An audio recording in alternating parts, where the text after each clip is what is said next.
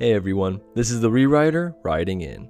For today's video, I will be reviewing my most anticipated comic book movie in a long time, The Batman. This is a movie that has been teased for years, and every trailer I saw just kept getting me more and more hyped. However, many comic book movies have turned into letdowns, so I made sure to keep my expectations in check. But the time has now come. The Batman is out. But is it done right, or is it in need of a rewrite? Before we get into the review, if you enjoy this video, leaving a like and subscribing really helps me out and shows that you guys like this type of content. But with this intro out of the way, let's dive into the spoiler review of The Batman.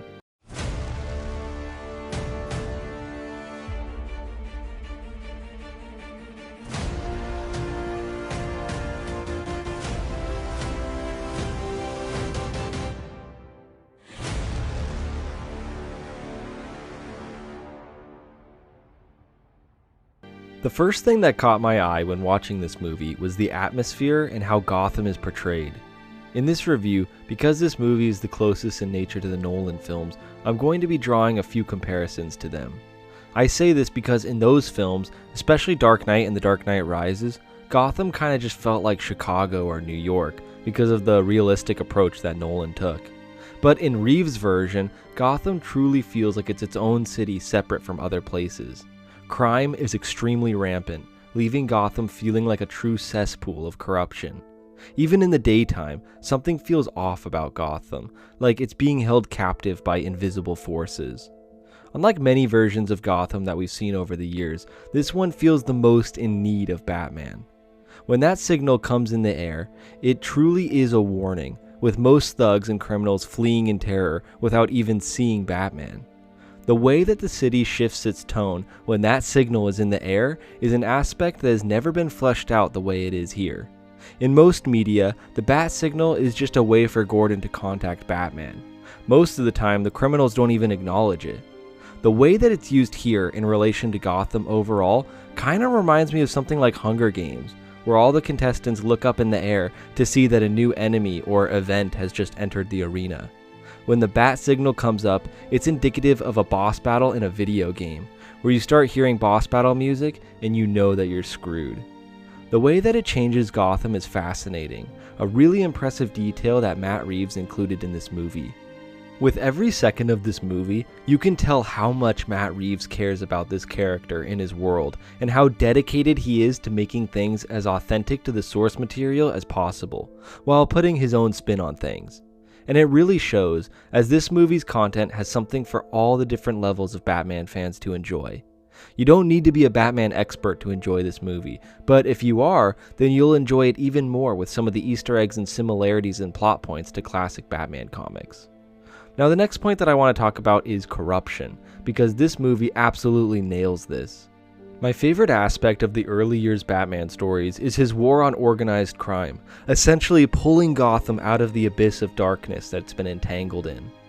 While I love the big stories with Batman fighting Joker or the League of Assassins, my favorites are the smaller stories based around him taking on Carmine Falcone or other gangsters, such as in The Long Halloween in Year One. My favorite aspect about these stories is that Gotham is so tangled up in a web of corruption that it takes years for him to dismantle the majority of it. It's not as simple as him walking back into town, throwing a suit on, and kicking Falcone's butt, like how Nolan portrayed it in Batman Begins. The corruption goes so deep that it's infected the police force and even the government itself. It's only years into Batman's career, when he finally sheds light on it all, that Gotham starts to slowly rebuild itself. This war on organized crime wouldn't end in a single night like it did in Batman Begins. I'm glad Reeves took the time to establish that this corruption, in the aftermath of stopping the biggest player in Gotham, Carmine Falcone, is deep-seated and not something that can be stopped simply. In the end of the movie, Bruce acknowledges that even though Carmine is dead and he stopped Riddler, there is going to be a major power struggle that is left in the wake of Gotham's vulnerability. You don't just take down organized crime in Gotham willy-nilly. It's some of the toughest enemies Batman ever has to face. I feel that this aspect is overlooked or flat out ignored in most other Batman media, but again, this is one of my favorite aspects of Batman, so I'm thrilled that it's finally getting the attention and care that it deserves. Now, let's get to the big topic, the characters. And well, hot damn! Let's start with the main man himself, Bruce Wayne, Batman.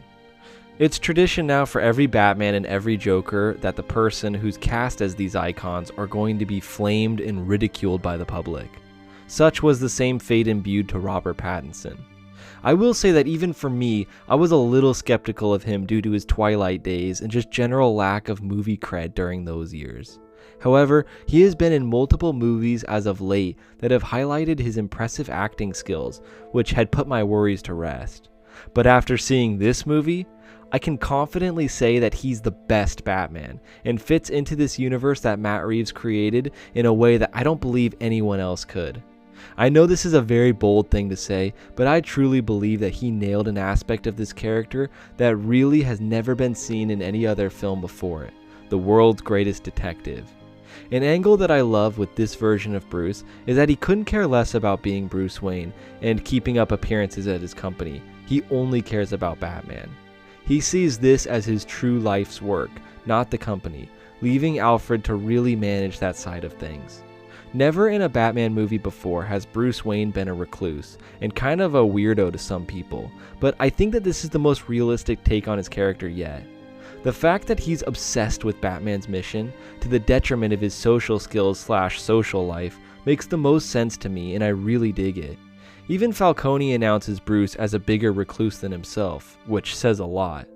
Honestly, people see Batman a lot more than they see Bruce Wayne, which is pretty unique. I also love the way that he portrays Batman, as someone with a lack of social skills who just looks into people's eyes most of the time without replying back to them, or just gives them one-word answers. I really like this angle of a Batman who feels out of place in touch with normal people, and really only finds comfort with a few individuals.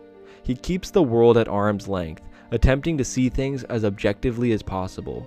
He can't afford to let himself get wrapped up in the lives of others, or it could throw off his entire mission. Yet despite all of this, even Batman himself gets an arc in this movie, not just Bruce Wayne. Very rarely do we see Batman, again not Bruce Wayne, having something to learn, an aspect that I feel is only really fleshed out in the Batman animated series. His mission changes from being the spirit of vengeance, ruthlessly beating down crime in order to bury the past, to being a symbol of hope. He realizes that there is no changing the past, no matter how hard you punch it. But there is a way to shape the future, by leading Gotham and being its protector. This movie achieves something again that other Batman movies have never touched on, that being scenes with everyone rallying to Batman's side. This is a concept that was lightly shown in The Dark Knight Rises, but not really to this effect. When Batman saves the new mayor and the rest of the citizens from under the flooded stadium, he stands out into the light in the middle of the day as the people look to him. Batman in most media is a figure of the night, the darkness, and to basically every citizen is more of an urban legend than a tangible person they can feel. This is Batman's arc, that he isn't just blind, dark, ruthless vengeance, but hope. At the end of the movie, he holds the hand of a woman who's being airlifted. Batman is compassionate, even if his rough exterior doesn't seem that way. Throughout the film, he feels a strong connection with the boy who lost his father, the mayor. He knows what that boy is going through and seeks to make Gotham safer for kids like him. In the end, Bruce Wayne is a broken man who's trying to put the pieces of his and Gotham's life back together by being a protector and a symbol of hope and vengeance. Next, Selina Kyle, Catwoman. I will say that even though I really don't like The Dark Knight Rises, the only part of it that I did enjoy was Anne Hathaway's portrayal of Catwoman. She was the classic thief and played that role really well. However, this version of Gotham demands a rougher version of Selina Kyle, and this is exactly what we get with Zoe Kravitz's portrayal. Orphaned after the murder of her mother by the axe of her father, Carmine Falcone, her quest for revenge leads her down the path of ultimately attempting to kill him for the murder of a young woman that she had befriended and was taking care of. Selina Kyle is perhaps the most human character in this movie, but what do I mean by that? Well, Catwoman in the comics is a person who skirts the line between right and wrong, playing both sides in order to get what she wants. She isn't a villain in the purest sense, rather someone with a grayed set of morals. However, this doesn't stop her from protecting the ones she loves and doing the right thing when necessary. This same principle is applied here.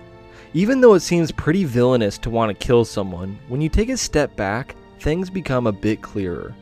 Selina's personality revolves around protection and taking in strays, thus her love for cats taken from off the streets.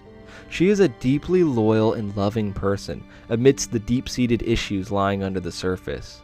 She's flawed, yet so relatable and likable due to how she views the world presented to her from where she saw things, the streets. When you've lived in such a dangerous environment surrounded by criminals and scumbags for the majority of your life, you tend to have a cynical view of the world. Her relationship to Batman is one rooted out of a sense of belonging and motive. Finally, she meets someone who stands up for this city, for himself, and wants to save lives. One of Selina's defining traits is her loyalty, and Bruce's loyalty to the city is what attracts her to him. Batman stops her from shooting Falcone in the end, essentially burying herself with him, and being hunted by the police for the rest of her life. Being given a way out, she takes it, leaving Gotham, but not truly leaving Batman out of her mind. Now the big bad, the Riddler. Jim Carrey's Riddler back in Batman Forever was really strange, yet it fit the atmosphere and tone that those movies were establishing, so I'm not too bent out of shape over it. However, I've always wanted to see Riddler again, but this time done right. A couple years back I watched the movie Zodiac, and I really liked how creepy and twisty the plot became. When I saw the first trailer for this movie and saw how Riddler was capturing the same essence, I couldn't be more excited. And Paul Dano absolutely knocked it out of the park with his portrayal of Riddler. He's creepy, outlandish, and clever. This is a Riddler who's not afraid to get his hands dirty. He'll clobber the mayor's head in with a tool, or torture the police commissioner with rats. Riddler's role in this plot is not just to screw with Batman to flex his brain power, but rather expose the corruption of Gotham's legal and police system that left him orphaned on the streets after promises of a better life. All Riddler has witnessed his entire life is the effects of greed and lies, twisting a young boy into the monster that he became. Exposing the world to the criminals that parade as heroes destroys them as they destroyed him. He's the living embodiment of the outcome of Gotham succumb to the corruption. His way of justice inspires others who seek radical change in Gotham's infrastructure to take up arms and attack political leaders. Riddler's existence represents everything Batman is trying to prevent. Innocent people warped by the corruption who see no other way out than to murder. By Batman untangling the web of corruption and freeing Gotham from its bondage, innocent people will see the light and won't feel backed into a corner. Next, let's talk about Penguin. A night and day difference from Batman Returns' version of him, Oz is a big, imposing brute working under Carmine Falcone, who also turns out to be hilarious. I didn't know if Colin Farrell's take would lean too heavily on comedy, thus ruining the tone of this dark, serious movie. However, this didn't turn out to be the case, as his style of humor appeared very naturally and was situational. He wasn't just busting out one-liners here and there and pausing for the audience to laugh. His humor revolved around mocking others, especially Batman, and turned out to add some brevity to this heavy movie. But aside from this, he's an important character who's all throughout the film. He's the connection between Batman and Falcone, as Batman interrogates him for the answers and clashes with him a couple times. I found his character really cool and interesting, as he's basically waiting for Falcone to drop dead so that he can take over the criminal empire. This is a Penguin who's clever, funny, and calculating, and who makes for a great foil to Batman in this rendition. Carmine Falcone is a major component a little bit later into the story. His narrative ties into both Bruce and Selina, as he's revealed to not only be the man pulling all the strings in Gotham, but is also responsible for the deaths of Thomas and Martha Wayne. This is due to Falcone killing a reporter that was attempting to expose the violent acts of Martha when she was still in Arkham. When Thomas heard that he had killed him, after only asking Falcone to scare him away, Thomas told him that he was going to the police to confess everything. This plot thread ties to Bruce and Selina together, as they both had their families taken from Falcone. I love this angle that they took with the backstory, and his cool demeanor in light of Riddler exposing him, showing that he really was the king of Gotham and scared of nothing. He seemingly had everything under control until he underestimated Riddler and what he was capable of. While I don't think that he had a very intimidating presence like John Doman did in the show Gotham, John Turturro is a great actor who did a great job with the material he was given, and it was a lot of fun to watch him act alongside Robert Pattinson's Bruce. Now when Jeffrey Wright was cast for Gordon, I knew that they made the right choice, as I loved him in Westworld, and the recent Bond movies. And I gotta say, I also think he's the best Gordon yet. Don't get me wrong, I loved Gary Oldman's portrayal of him, but Wright gives Gordon a calmer, more thoughtful demeanor, and actually has him doing his job and working alongside Batman. A common incident that occurs in basically every other Batman movie is that when Batman comes to a crime scene, Gordon just leaves and lets him do all the work. But in this movie, they're actually partners, a true team who solve the case together. And Gordon's also not afraid to get his hands dirty, as he's involved in a couple shootouts and holds his own. Something else that I like is that they didn't rush him becoming commissioner in the first movie, as I feel it will feel like a greater achievement if he's promoted later on in the series. His sense of dry humor is a nice touch as well, and overall, he works really well alongside Batman. Now finally, let's talk about Alfred. In some of the other reviews that I've seen, people don't really talk about him very much, and now I know why. It's not that he did a bad job, it's just that he's really not in the movie very much. He helps Bruce with the Riddler code in the beginning, gets blown up by Riddler, which puts him in the hospital, and then reveals the truth about the Wayne murders to Bruce when he's confronted by him. Andy Serkis did a good job as Alfred, but I couldn't help but feel like I wish he was in it more. And while Alfred is helpful to Bruce in the movie, he's not as impactful as any of the other Alfreds that came before him. This is partly due to the fact that in this version, Bruce and Alfred have a pretty distant relationship, with Bruce not really interacting with him very much, and in the beginning of the movie kinda shrugs him off. While I'm all for reinventions of classic characters, I gotta say that I really don't care for their dynamic right now. I feel like Bruce is a little too mean to Alfred, who's only trying to help him, but Bruce reprimands him by stating that he isn't his father. Bruce should be more mature than to say something like this to Alfred, even if he does lack social skills. Alfred basically raised him, and the fact that he's giving his adopted father this much attitude is kind of annoying. But later towards the end of the film, you can tell that Bruce does care for Alfred, just in his own way. At this point, while I do love Andy Serkis, for now, I think Jeremy Irons was a much better Alfred, as he helped Bruce make his gear, and he had a cool personality. I found his relationship with Ben Affleck's Batman to be a lot better. However, I understand that this is an early years story, and that Bruce and Alfred did clash more often during this time period. Now for the last character, let's talk about that Joker cameo at the end. Upon first looking at the small parts that we could see of his face, he looked a lot like Two-Face because his face and hair are really messed up and scarred.